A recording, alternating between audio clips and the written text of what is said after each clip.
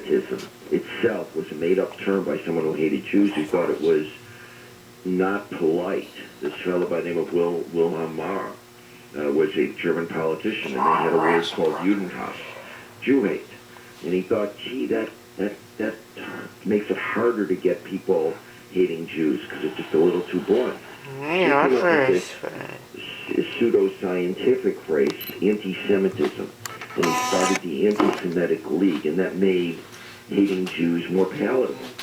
And similarly with anti-Zionism, right after World War II, the neo-Nazis who were left shifted to talking about Zionism, and that became the new terminology because they could be a little more polite, as quote unquote, and they started the termination Zionist occupied government and a whole bunch of other terms like that sort of in America on the far right.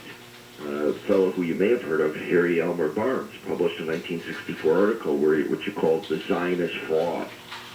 And he said, these are the people who are chiefly to blame for the misrepresentation of the swindlers of the crematoria, the Israeli politician who derived billions of marks from non-existent, mythical, imaginary cadavers. So one of the things that I show in the book that I think is interesting and surprises a lot of people is if you look at the phraseology from the far right and the far left, they are usually saying almost the same thing.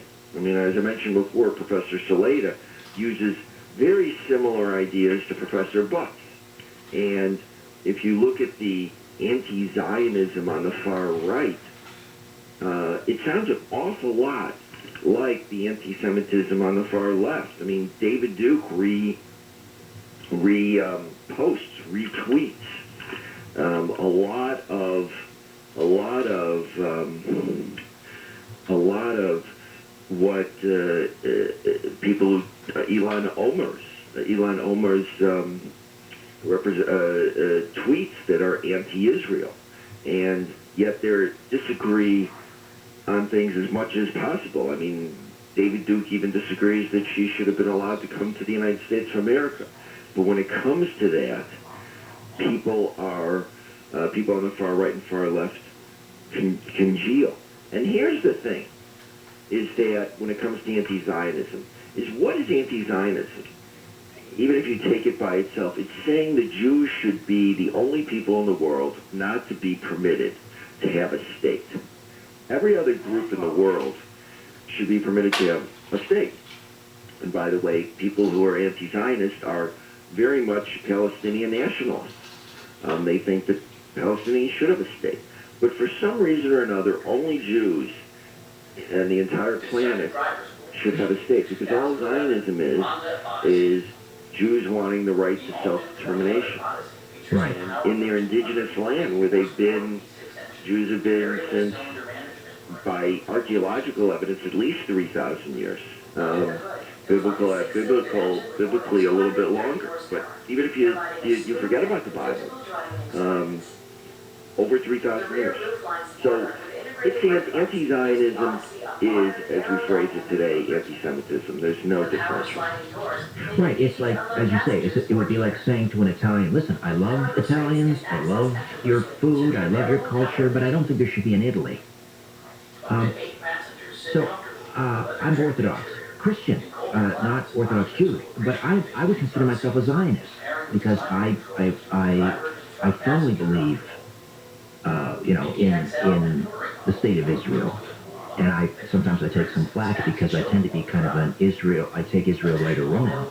But can you be a Jew and be anti-Zionist? In other words, you're a Jew, but you deny Israel's right to exist. Well, here's the interesting thing, is again, it goes to the far right and the far left. They're definitely Jews, and there's a group called Jewish Voice for Peace, which is a ragtag group of Jews who hate Israel. And It includes all sorts of academics, Daniel Boyarin, Charles McGee, Judith Butler, who are virulently anti-Israel. And it probably constitutes maybe 5 to 10% of the Jewish community that are anti-Zionist, that for one reason or another they like to hang out with the cool kids and to be cool today in academia, to be cool today on the far left. One needs to be, and we can talk about this later, one needs to be anti-Zionist, or you can't be fully embraced on that side. But here's the thing that people don't get. There are crazy Jews always on one side or another. Just like Jews are just like anybody else. There are folks who believe strange things, no matter whether they're white, black, brown, whatever, or pink with purple polka dots. And so you have Jews who also deny the Holocaust. There is David Cole, who's a filmmaker who's tried to write films questioning the Holocaust. There's Moshe Aryeh Friedman, who gets a lot of press. He claims to be a rabbi who denies the Holocaust. There's Nathaniel Kapner. There's Bobby Fischer, the chess champion, Paul Eisen. So you can have crazy Jews, just like any other group. There are Jews who are crazy, and that's that's the way of the world. But by and large, most Jews believe that they should have a state with all its flaws. I mean, the Jewish state is one like any other state in that it's not perfect. I'm certainly not going to claim that it's perfect. On the academic left, they say there's compulsory Zionism. You have to say that everything is good about Israel. There's some things that are, that could use some improvement, like any other place. But the Jewish state is held to a different standard. It has to be somehow perfect. It has to be willing to have its own citizens killed in order to meet the standards of the far left and far right, which is crazy.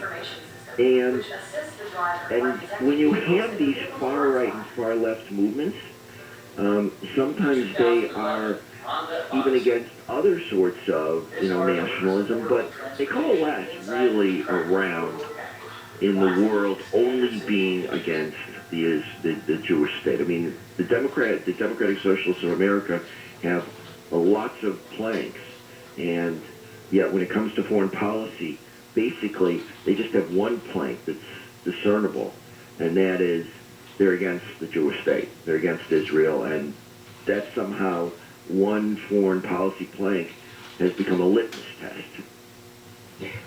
Where is the line, Scott, or is there a line when criticism of the Israeli government becomes anti-Zionism or anti-Semitism? Well, here's the thing, is that if you read, again, the far right and far left, it's more than just criticism of the government. It's that the state shouldn't exist. I mean, the boycott, divest, and sanction movement, so-called BDS, says that there should be no Jewish state between the river and the sea, which means that there just should be no Jewish state. Saying that the Gaza regime can launch 5,000 missiles literally against Israel, and Israel shouldn't have the right to respond and defend itself, that's crossed the line. That's saying Jews should just be dead in both of those cases. I mean, backing Hamas, which BDS does, whose charter, and not only charter but policies and public proclamations are that every Jew between the Mediterranean and the Jordan River should be exterminated or perhaps expelled. That's not You don't say, well, I disagree with the Italian government on something, and therefore every Italian, from the tip of Italy to its border with the next country should be exterminated or expelled. I mean, but somehow that's acceptable when it comes to talking about, on the far left and far right, talking about Jews. It is pure Jew hatred. You mentioned BDS, Yeah. the BDS movement, and again, a huge online footprint, digital footprint. It's everywhere online, and it seems to be, unfortunately, very popular with young people on college campuses and university campuses, also in Canada. But explain a little bit more about BDS, boycott, divestment, and sanctions. What is going on here? Yeah, well, you would think BDS, the idea is boycott, divest, and sanction from a country that is doing evil things. And therefore, there should be no, as they put it on the far left, no normalization. Or in the far right, they essentially dehumanize. It's the same thing. Denormalization is, again, the same thing on the far right and far left, which is, interestingly, it's a tool only wielded against the Jews, which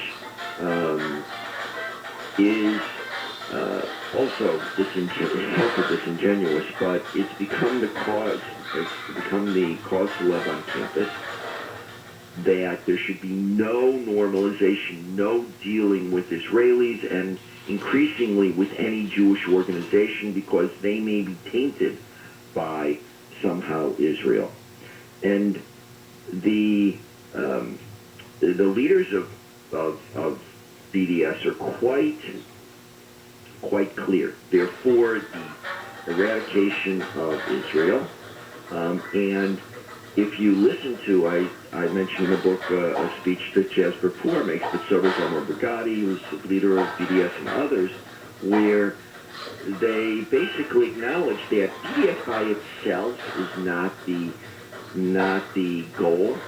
Boycotting or trying to get Israel to change its policies by BDS is not the goal. The goal is to bring the rest of the world to accept that if Israel is wiped out, that's okay, because Israel is so very evil. And it's similar, sadly, to what happened pre-World War II, where there were more conspiracy theories about Jews than there were Indo-European languages in Europe. And that Jews were considered super-duper evil. In my father's hometown of Spexner, there were two blood libels, one before he was born, one when he was a young boy, that, again, were totally made up. The one when he was a boy was about someone who had been supposedly murdered, the person's blood used for past, but the young man turned up in perfect health. And there was this sad view that if you make up stuff about Jews, if when the time comes, when the pogroms come, it'll be easier for others to look away. And that's exactly what happened, unfortunately, in 1941 when the Nazis marched into Spexner. Everyone not only looked away, but all the Jews who were hiding in the vicinity were handed over, because these were clearly in the views of these folks prepared by these conspiracy theories to be extraordinarily evil people. And even if you liked an individual Jew, they were a moneyed, they didn't have any money, but they were a moneyed evil cabal. And that's the potency of using these conspiracy theories, and BDS is part and parcel of that, to prepare people to do terrible things against a targeted population. And that's why I mentioned in the beginning what happened to the Hutus and the Armenians and others. And look at even in the modern day, I mean, the Chinese government prepared its population, in particular in the Xinjiang province, with conspiracy theories about the Uyghurs. Yes. Before they started their mass incarceration project. And they've done the same thing. They did the same thing years ago against the Tibetans. So this is part and parcel of how, well, let me put it this way, and this is something I point out in the book, is that the best way to hack social psychology is with a conspiracy theory, because you get right to people's pathos. You get right to their emotional connection.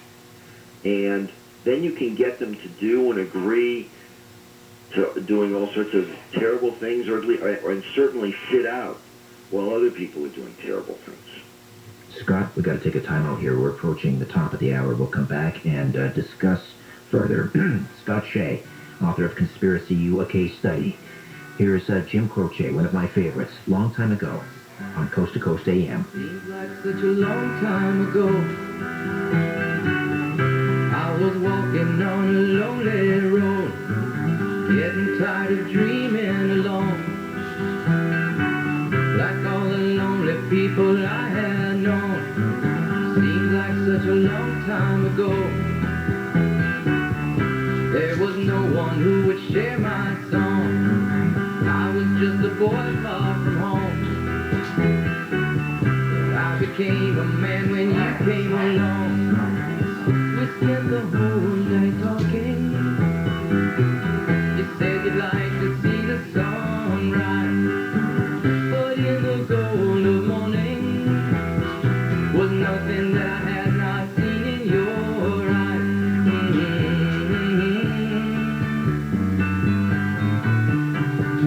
I was so afraid to touch you, thought you were too young to know, so I just watched you sleeping.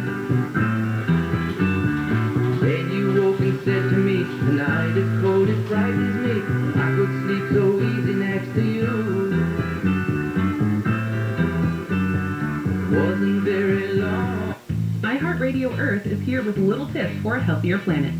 It sure feels good to step into a warm car after letting it heat up for a few minutes. However, this practice wastes gas, increases emissions, and pollutes the air.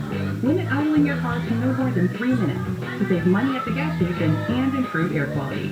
Brought to you by iHeartRadio Earth and the National Environmental Education Foundation. To find more tips for smarter, sustainable living, or to take action in your own community, go to iHeartRadio.com/Earth. Having a great smile with straight teeth doesn't just feel good, it has real benefits, like more confidence at work and even improved swipe right potential. And you know what that means. And Bite makes it easy for everyone to get straighter teeth they've always wanted, without even leaving home. Bite's invisible teeth aligners cost thousands less than traditional braces and are doctor-directed. Order your at-home impression kit from BYTE.com and get started today. That's BYTE.com. Be happy, be confident, be you with Bite.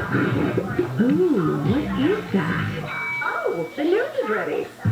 Look, I'm not equating it to the mafia, but if you owe the mafia money, the one thing they want you to do is stay in touch with them. And it's the same thing with jury duty. As long as you're in touch with them and you need a little break here and there and you call in and you register on stuff, they're cool with you. But the moment you try to avoid jury duty by not responding and all that stuff, that's when they get pissed. The Tim Conway Jr. Show, weeknights at 6 on KFI. The ridiculous sage nonsense you were babbling about yesterday. And it's not nonsense. What it does is it cleans out the bad energy in a room. Are you saying like an hour later it's going to be a kind, fun show? No, I don't think that will happen. How much money would we make doing that? John wouldn't fart. We'd have better air. Well, Ken, I brought you a sage stick. A sage stick? Where do I put that? John and Ken. Here's some options. Weekdays 2 to 6 on KFI. There's a movement rebelling against the extinction of our species. There's more of us than ever. In fact, there's too many people. Oh my God, the traffic I was in today, I was yelling extinction out my window. We could use a good extinction. John and Ken. Weekdays 2 to 6 on KFI. KFI, AM 640. KFI. And KOST HD2. Los Angeles, Orange County.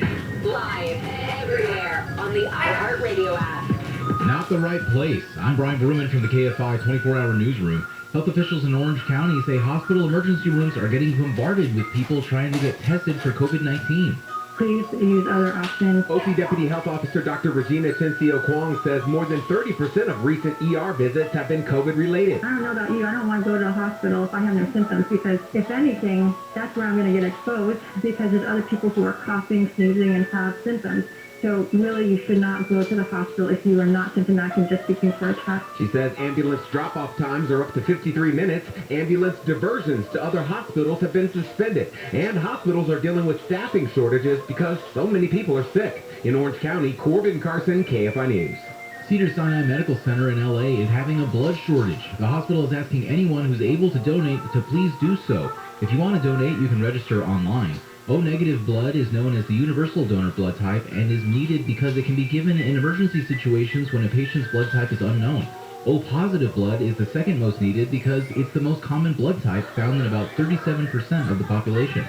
Thousands of people in the Sierra Nevada are still without power, heat, or running water almost 2 weeks after a storm moved through, dumping snow on the area. The storm hit December 26th. PG&E says most households have power back, but crews are still working on the 7,000 still in the dark. Disability advocates say the prolonged outage has especially been hard for people with health issues who use motorized wheelchairs, ventilators, respirators, and apnea monitors. The sister of a federal security officer allegedly killed by members of the Boogaloo movement is suing Facebook. The suit alleges the tech company played a part in radicalizing the two men by promoting violent content and connecting extremists from the Boogaloo group to the accused killers. The security guard and his partner were attacked at a federal building in Oakland in May of 2020. Facebook says the claims in the lawsuit have no legal basis. South Dakota Republican Senator John Thune has announced he will run for re-election this year. Thune is the second-ranking Republican in the Senate and had been considering retiring.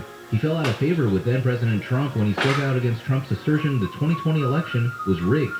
SoCal weather from KFI, partly cloudy, then sunny by the afternoon. Highs in the upper 60s to low 70s at the beaches, low 70s in Metro LA and OC, mid-60s to low 70s in the inland valleys, upper 60s to low 70s in the Inland Empire. And there's a wind advisory until 2 this afternoon in the inland valleys. Right now it's 46 degrees in Sherman Oaks, 46 in Culver City, 48 in Brea, and 46 in Irvine. We lead local from the KFI 24-hour newsroom. I'm Brian Bruman. Checking KFI traffic, we do have a work zone in the Long Beach area, 91 eastbound from the 710 to Cherry. 4 left lanes closed off until 9 a.m. Due Bellflower on the 91 eastbound from Bellflower Boulevard to the 605. 2 left lanes closed off there until 9 a.m. And we have a crash in the Burbank area, 5 north on a Hollywood Way. That's blocking the right lane. KFI in the Sky helps get you there faster. I'm Jonathan Weiss.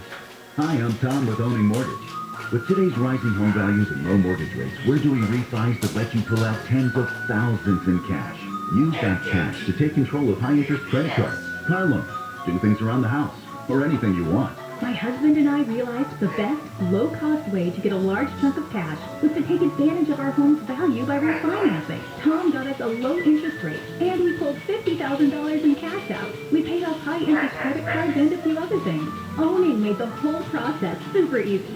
Snap! Owning is designed to save with great 30-year fixed rates. So call today and let us tell you how much money you may have sitting in your house. Call Owning at 833-2-OWNING or go to owning.com. Your house can be like a bank. NMLS 2611, licensed by the Department of Financial Protection and Innovation and the California Residential Mortgage Lending Act. Subject to credit approval for qualified borrowers. Call 833-303-2161 for terms and conditions. Equal housing lender. So call 833-2-OWNING or go to owning.com. That's 833-2-OWNING or owning.com. I feel like I'm being haunted by a pair of headphones. Everywhere I go is a creepy ad for headphones I looked at one time. I hate that feeling like I'm being watched. I downloaded DuckDuckGo and saw a difference right away. Take back your privacy online with DuckDuckGo. Privacy simplified. Rate subject to change without notice. Certain restrictions and minimum loan amount requirements apply. 60% LTV and 625 FICO score. Subject to credit approval. By refinancing your existing loan, your total finance charges may be higher over the life of the loan. NMLS 3290. Loans made or arranged pursuant to California Financing Law License number 6036970. Equal housing lender.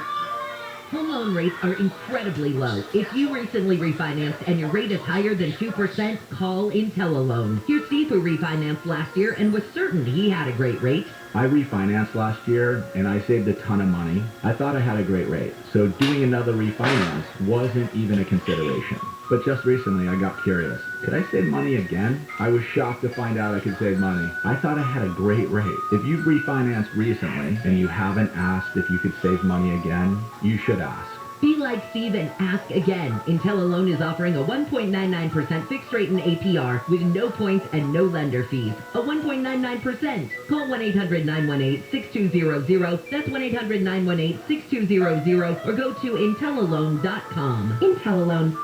Claro, smart. Our lives are filled with choices. What's not a choice? Addiction to opioids. But even with opioid use disorder, you still have a choice. Choose treatment and choose Change California. Find medically proven treatment options at choosechangeca.org. You wouldn't trust a butcher to babysit your pet pig. You wouldn't trust a lumberjack to repair your antiques. Or a professional wrestler to be your massage therapist. So why would you trust anyone but AMCO to fix your car?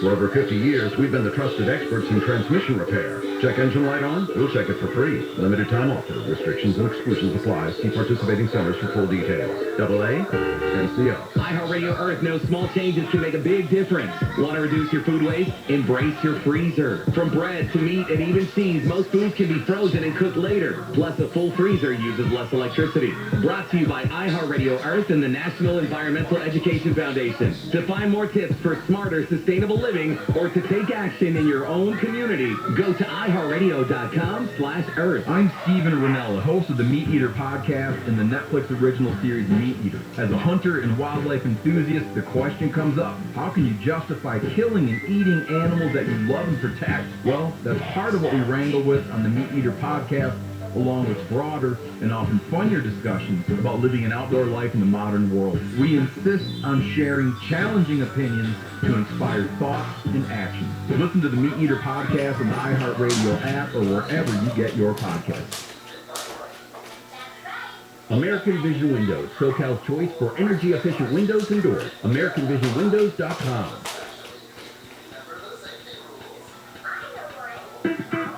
Good morning, everyone. This is Kfi Am 640, more stimulating talk. Don't forget that you can catch KFI everywhere at any time on the iHeartRadio app. My name is Oscar Ramirez, and I'm the host of The Daily Dive, a daily news podcast covering some of the top stories making waves in the news.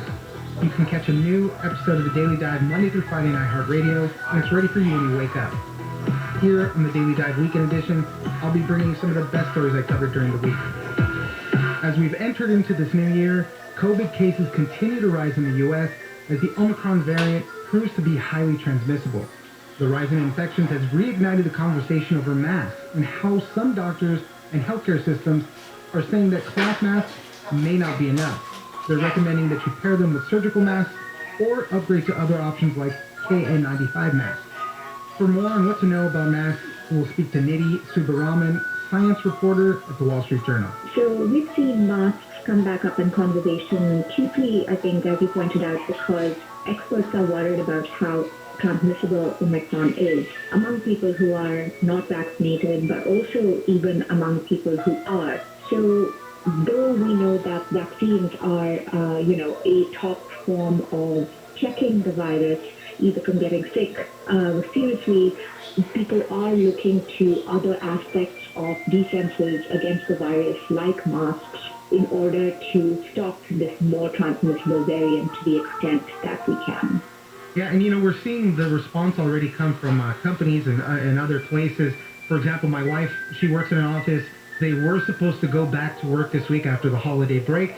They sent an email out saying nobody's coming back. We're working from home this week.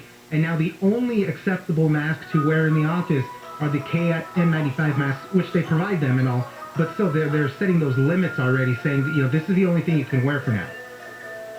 That's really interesting. We've heard from doctors who are recommending that people switch over to a stronger version of the mask beyond just a cloth mask. I think since the beginning of the pandemic, there has generally been an accepted understanding among experts that the more sophisticated masks offer better protection, but that any kind of masking offers some level of a barrier against the transmission of this virus. We know, and we have known for some time, that they are transmitted in droplets when you breathe in and breathe out. And people initially suspected that even the tinier particles might carry the virus. And since then, it's been confirmed that they do transmit as well in these tiny droplets. And the more robust masks, the KN95 grade or the N95 grade, can better stop those tinier particles from spreading as well. And, with Omicron being so widely prevalent, I think the thinking is that your chance of encountering this is increased. So if you can protect yourself and protect other people, this is something you should be able to do. Right. In your article, you posted an interesting graph that kind of shows, how long it would take to be exposed to COVID. If somebody was infected and wore a mask or didn't wear a mask, vice versa, what kind of mask, and, a person that was not infected, if they were in the same room, how long it would take. And if nobody's wearing anything, in a matter of 15 minutes, you've been exposed and you could be infected already.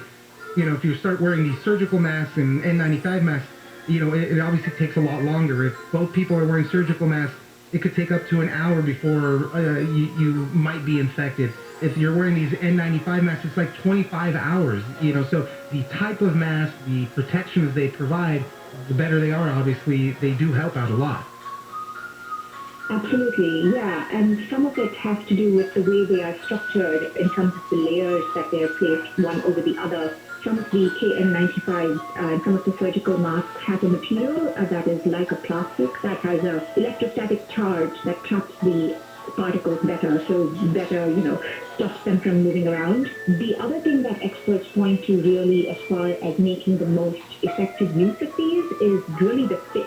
So I know it's easy to have if you have your glasses on and your mask underneath and you sort of shift it around so that it doesn't fog things up, but really having a super tight seal around your face is part of making sure that these are working as they ought to, because in as much as you want the particles from being prevented from going through the mask, if they're coming up over your nose or, in gaps, that is something that one needs to be watching out for as well. We know that obviously the conversation is going around right now, that's why we're talking about it, but what is the official guidance from the CDC right now on this? Because they're still, they want anybody to mask up any way as possible just to help out as much, but they have even said, maybe double masking is a smart choice.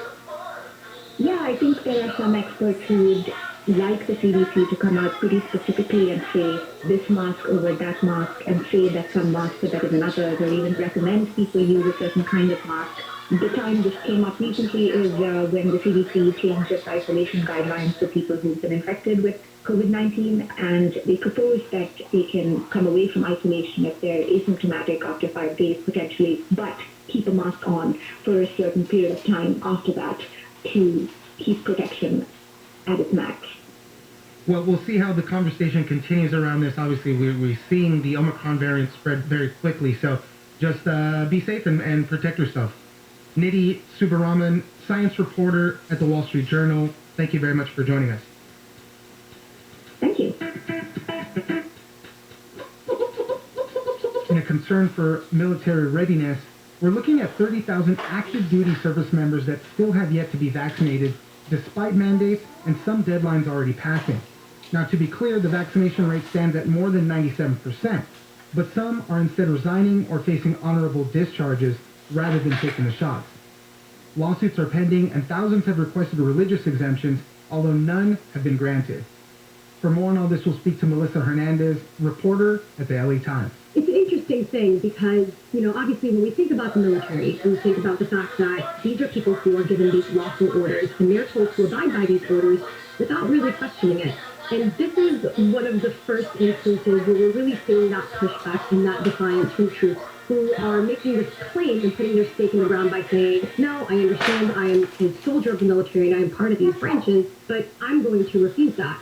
It's been something that has been an interesting thing to follow because it's been evolving so fast. I mean, as you mentioned, we do have 97% of our forces are fully vaxxed, which is fantastic. But when you have this microcosm of about 30,000 active duty service members that are defying this mandate, that brings up the question of military readiness, which is essentially the biggest concern that we have. So it's been very interesting, obviously getting to talk to people and hearing their perspectives on it and the various reasons of why people are choosing not to get vaccinated.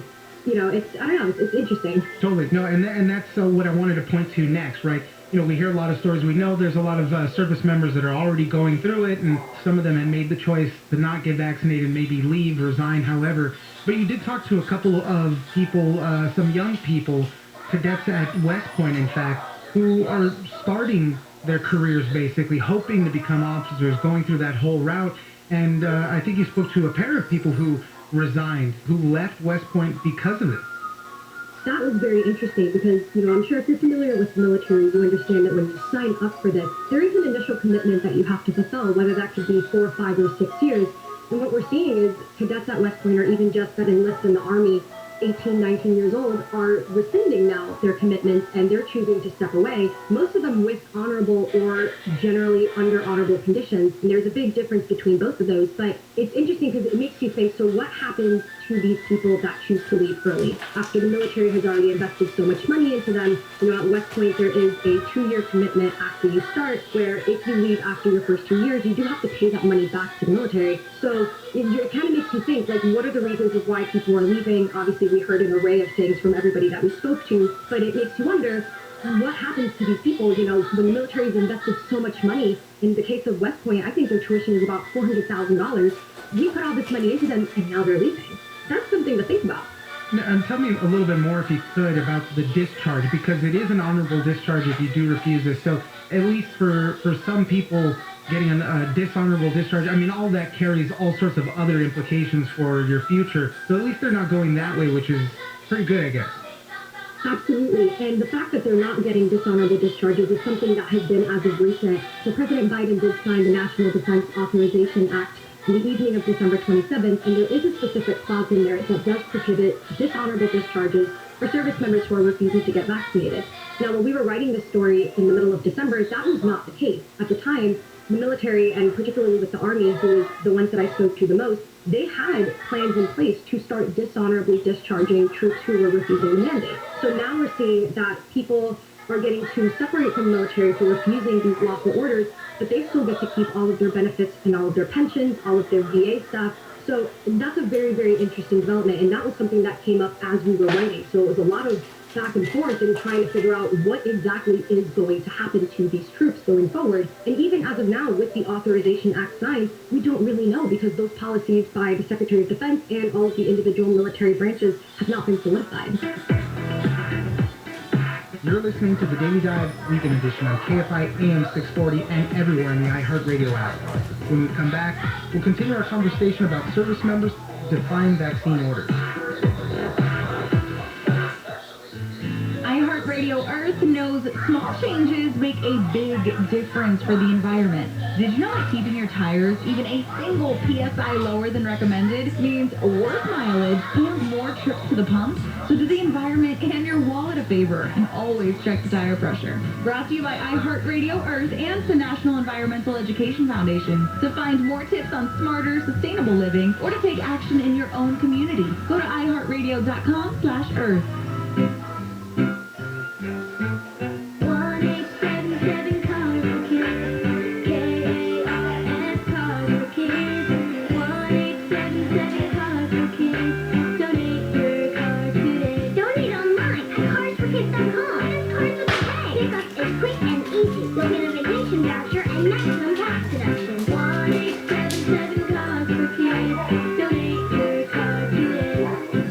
Donations of land, homes, buildings, or any kind of real estate. Proper caregiving can improve a seriously ill family member's quality of life.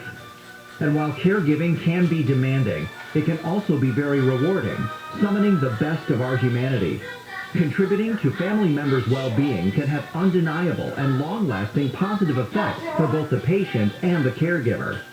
California's paid family leave program provides partial wage replacement benefits to California workers who take time off from work to care for an ill family member. This is your moment. The moment to care for your aging parent or grandparent. To be there to help them when they truly need it. To lend a helping hand, or just a hand to hold. If you have an ailing parent or grandparent, paid family leave can provide you with up to 8 weeks of partial wage replacement to give you the time you need to give them the attention they need. This is your moment. Take it. To learn more, visit CaliforniaPaidFamilyLeave.com. Moments matter. Serving part-time in the Army National Guard has led to a lot of firsts for me. It paid for me to be the first person in my family to go to school. That education got me to the first day at my dream job, which I can still hold while I serve part-time. That job and the home loan benefits I got from the Army National Guard helped me buy my first house.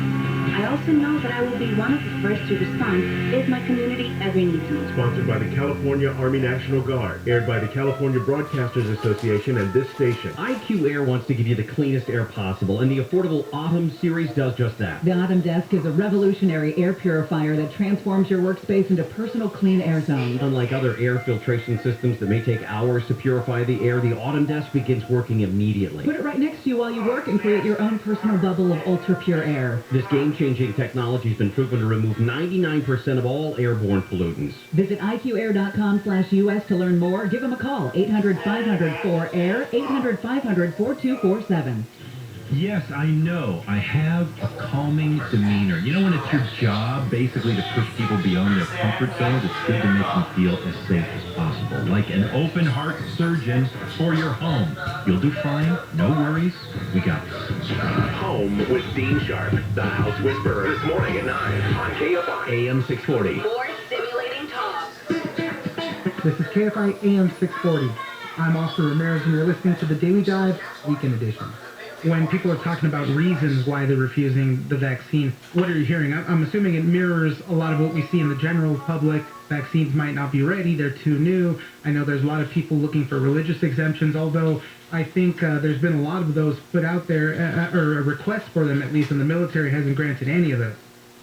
No, so we've seen across every single military branch that there's been receiving of thousands of religious exemptions, and every single one of them has been denied. Now, obviously, people that I spoke to, there was a gamut of reasons why they chose not to get vaccinated. Some of them were religious reasonings, and they all had their reasons to cite. But what was interesting is some of the reasons that I also got was just the fact that people don't want to be told what to do.